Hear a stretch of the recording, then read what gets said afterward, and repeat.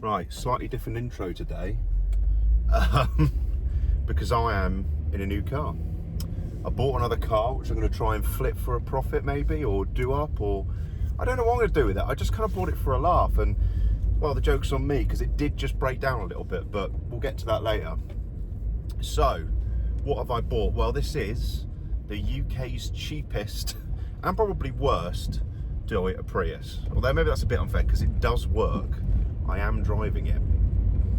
So yeah, it's a 2009, but it's the Mark II, so it's probably one of the last registered 2009 cars. 1.5 petrol, battery, all that stuff, and the battery hybrid system seems to work quite well. So I mean, that's a good thing. Yeah, look, I'm silent, creeping around in electric. Yeah, so why did I buy it? Yeah, like I said, it's kind of a bit of a laugh. My mate Luke Gilbertson, sent me a screenshot of someone he follows on fucking Instagram, who was like, 900 quid, the steering rack's bent, the bodywork's crap, but it works. And I was like, that's quite a good price for a Prius, because if you haven't looked, because you probably haven't, I didn't, they go for quite good money, Priuses. I don't know if it's just the mini cabbers or whatever, but yeah, especially now with ULEZ, there's a bit of profit in there. It's getting late, I only did a Red Bull. So yeah, I'll do a proper walk around when I get back, tomorrow when it's light. Yeah, this car does have a few issues. One of them is the bent steering rack. Insert video here of how we bent the steering rack.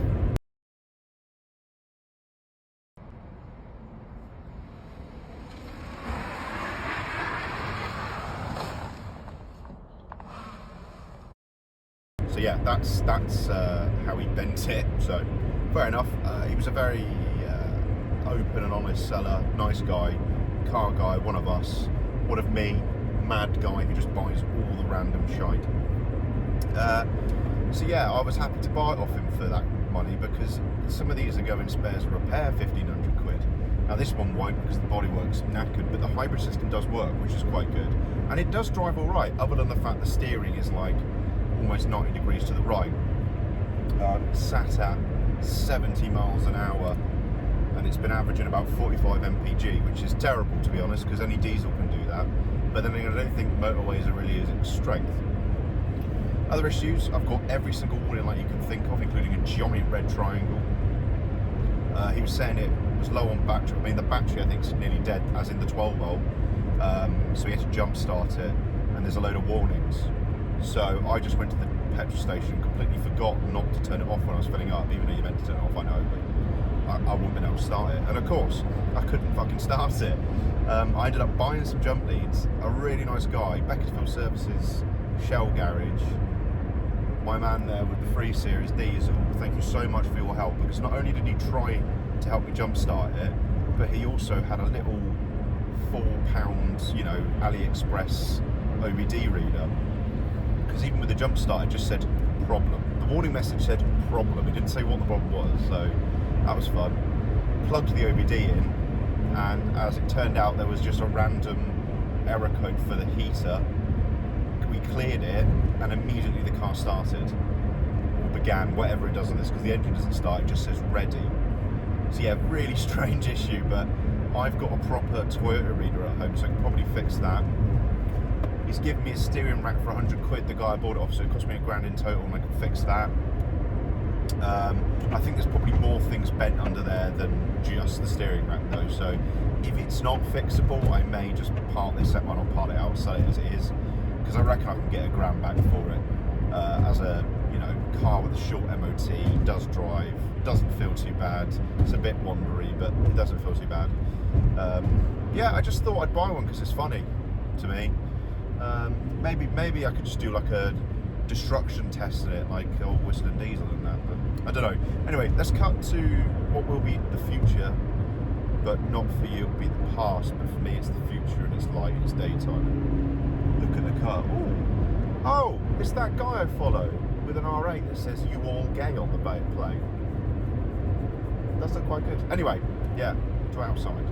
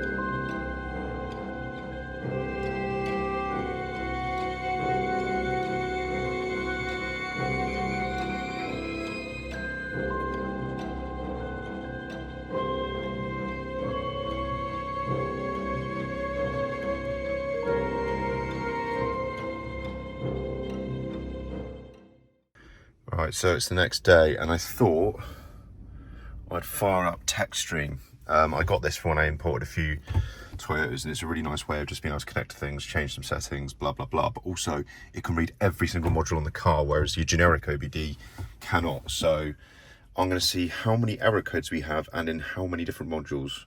But it's quite slow. It's running on a virtual machine with about half a gig of RAM, Windows XP. This laptop isn't very powerful either. So yeah, we'll see. So let's start with engine management. Light P0031, oxygen sensor, heater control circuit, low, right. Yeah, let's erase that. And then it probably will turn on because that's the one that it really hated.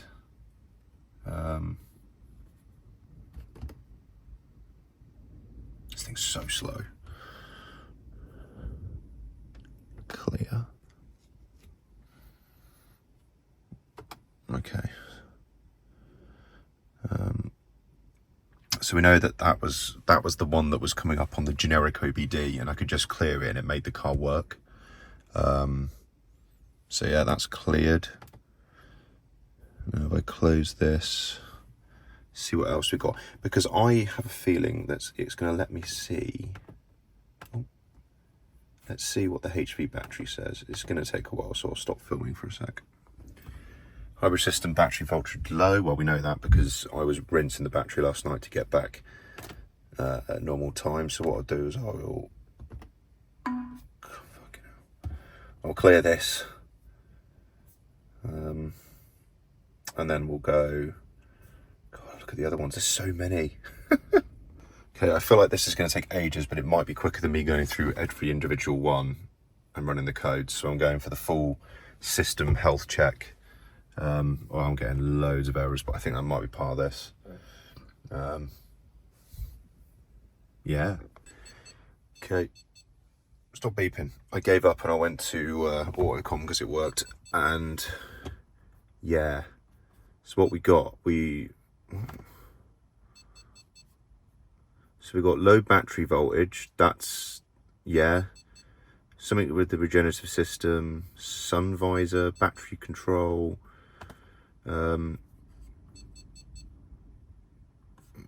Yeah, I mean, I'm going to erase every single fault code I have and see what happens. But I do think it's that 12-volt battery in the back. And looking at it, you can either have like a really expensive one, because that's come back. So I'll make a note of all that. What's this? Well, battery control system, cruise control. That's giving me some shit, isn't it? So I go into there.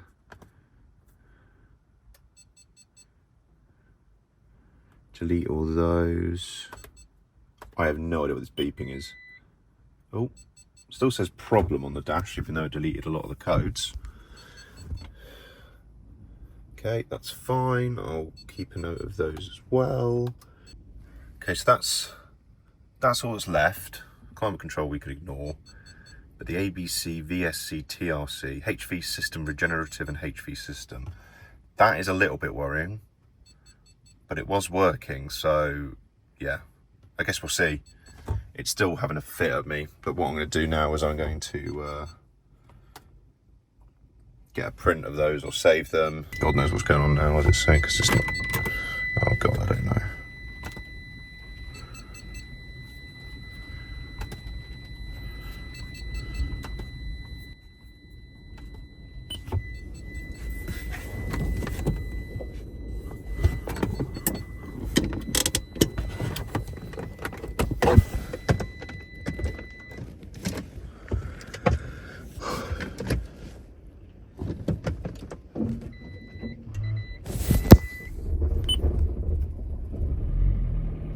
Yep, and it's now running and it's charging the battery. It does say problem still, but cleared all those codes. Wow, you can't rev these. But yeah, it's got the handbrake on, which is not good. Yep, she's running fine.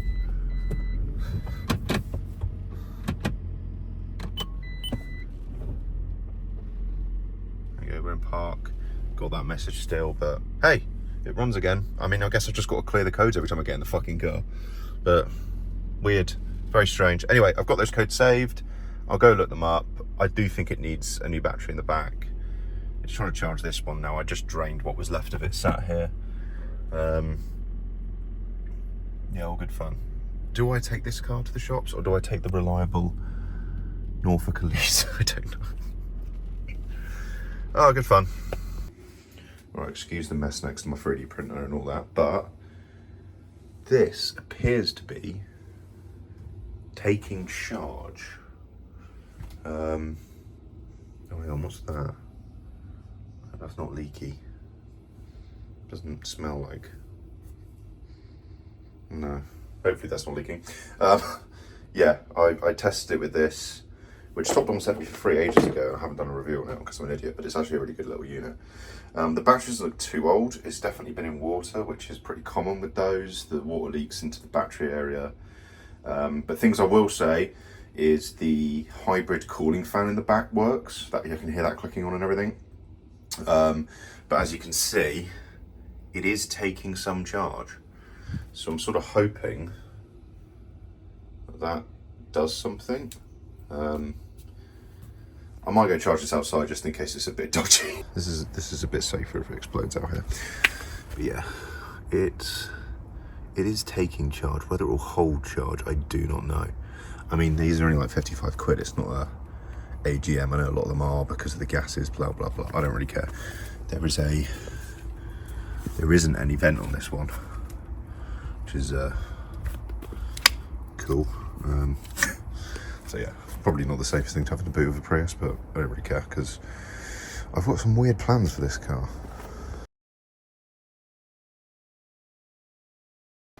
Right, so I put the new battery in. It doesn't say problem anymore, but it still doesn't say ready.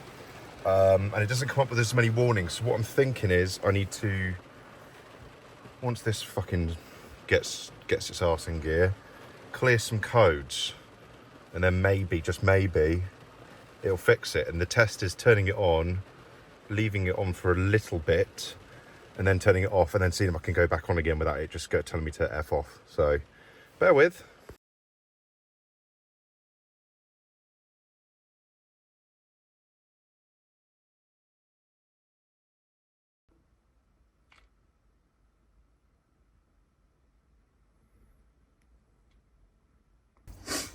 Things have escalated. New battery, tidying up all this. That's probably not a good thing. Tidying up all these connections, cleaning that off. None of it works. It's still got a weird connection issue, and given all the water everywhere, everything's wet in here. So look, even on there, it's wet. Puddles everywhere. Something's fried in there, and I want to see. I bet it's something low voltage rather than high voltage, actually. But we will see. All right, this is a bit of an old school video. Look, we got dog, got the house, and I'm working in the garden in the cold with minimal tools because, oh, yeah, that's heavy. Prius won't move, and I think where it's got very moist, some things may be needing a bit of help. I also want to see if anyone's been here before me and hacked anything up. So yeah, battery pack was really easy to remove. I'm not even going to bother. I didn't bother filming that because there's millions of videos out there. I had to do that, but I will take it apart and see just how bad it is. Because boy, was it moist. Obviously I've taken this out, which splits the pack in two, and I'll be as careful as I can, I guess. With a high voltage battery, that is disgusting. Had a bit of a ding there from something. Yeah, anyway, I'm going to rip it apart and see how easy it is to get into it and diagnose it, I guess. Now, it was the first few modules that were having issues, and look at the rust everywhere. I mean, thickness, whoops, thickness is a temperature sense, maybe, or something else, but look, that ain't nice, is it? Ooh, yeah, very fun. And then there's the main one that goes to the battery, which is apparently the problem child most of the time. Oh, goodness me. Right. Yep, know what I'm doing then.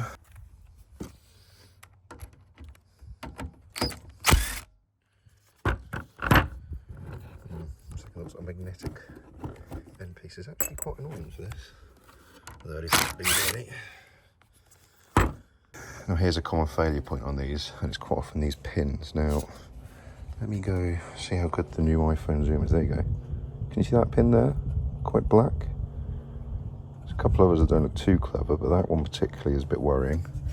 And then, you can hear, they aren't as bad, to be fair. But, if that's the cause, that'd be really nice. But there is a lot of stuff I can clean up while I'm here. Also, lots of pen marks all over this. It makes you believe it's a replacement or refurbished pack. Doesn't really surprise me at 300,000 miles, but there you go. They can still go. That pressure plate bowing, or is that the shape? I'll ignore that. Yeah, so I don't know if I've said already, but I do think it's a sound monitoring issue. These wires are all a little bit crusty, which could easily cause that. I've just got these soaking in white vinegar. Same with the nuts, not that they're as important. This loom you can replace. I don't think it's very expensive, so I might just do that because this connector's been having problems. That I'll clean with some contact cleaner and a bit of sandpaper or something, the ECU. That might fix it. But other than that, I'll probably be bolting the pack up together and sending it. But let me just do some voltage readings first. Found something a bit suboptimal on the other side of this dirty pin, and that's a load of corrosion. So you can see here it's a bit black, like it's got warm. These were actually joined, those two pins under there, by the corrosion, which is not good. And the traces coming out of them look a bit like they've got warm. So, I'm wondering if this is toast. The issue is this is a revision, a later part number. So that's the part number there, the 89890470092. And where I've looked online, these ones seem to be more difficult to get. Probably because it's a late revision, I don't know.